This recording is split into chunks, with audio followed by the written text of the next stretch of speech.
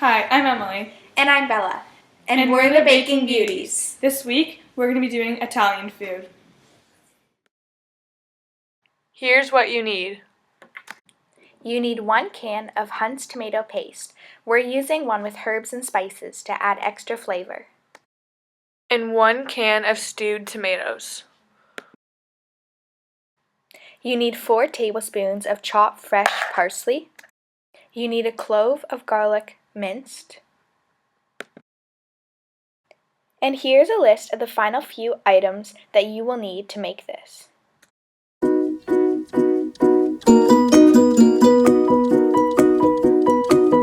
The materials that we're going to need to make tomato sauce are a cutting board, a sharp knife for the onion, a flatter knife for the parsley, measuring cups, and something to measure tablespoons with.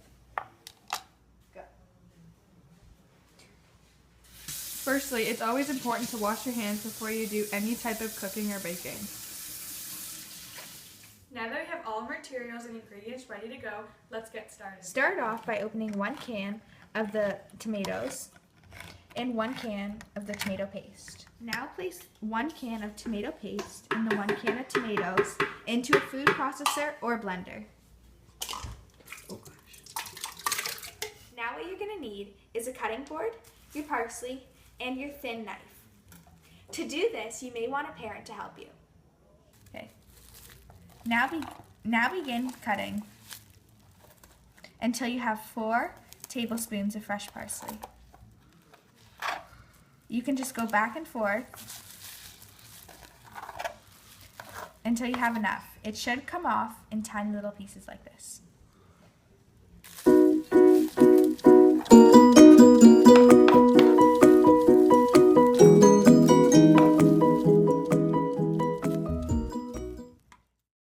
Now it's time to measure out the parsley. It's easiest to measure it in tablespoons, which you need 4, but if you're not using tablespoons, you'll need 2 25 milliliter filled cups and 2 filled with 5 milliliters. That will equal the same number you need. Now it's time to make sure that you have the right amount of parsley. Count it out in 4 tablespoons or 2 25 milliliters and 2 5 milliliters. Once it's counted out correctly, place it into the food blender. Now you're ready for the next step.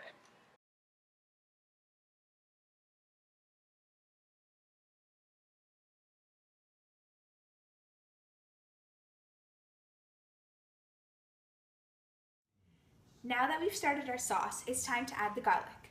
Now for the garlic, if you're chopping it up, you need 1 mince. But if you're using pre-minced garlic like we are, you're going to want to use a measurement for 2 milliliters.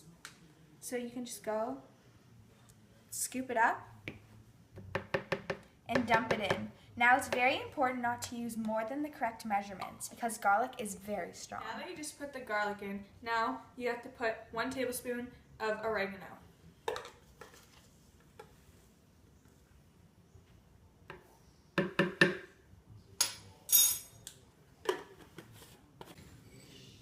Now it's time for salt and pepper. Just add like 2 pinches of salt.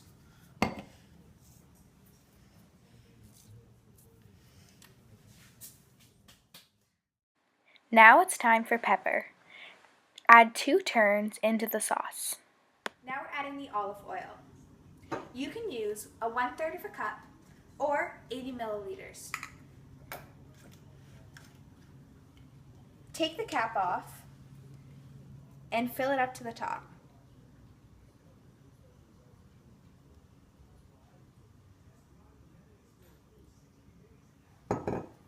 Now very carefully add it in. Now you're going to need your big knife and your cutting board and your 80 milliliters cup. Now to cut off the ends of the onion, you want to start peeling the skin off.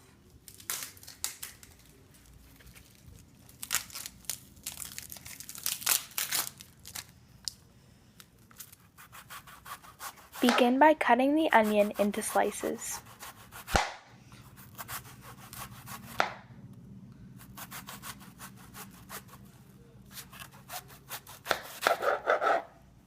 Once you think you have enough, start cutting it up into small dice forms.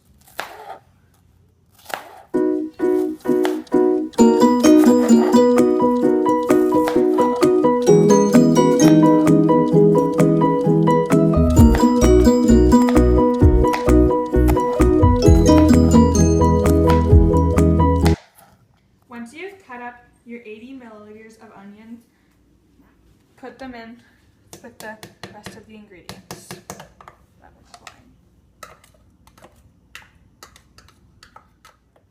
Alright, now that all the ingredients are inside the blender, it's time to go. Make sure that your blender is locked because you don't want anything to happen. And also make sure that your cap is on securely. You can hold a hand on top of the blender to make sure it doesn't come off. Start off however your blender works, get the power, and it's time to mix it up. Once you think it's ready, open it up and have a look. Make sure that there's no big clumps and that it looks mixed pretty well. Just like this. Once you think it's done, it's time for the final step. Now it's time to grab a pot. You're going to want to let the sauce simmer for 30 minutes. So pour your tomato sauce in your saucepan.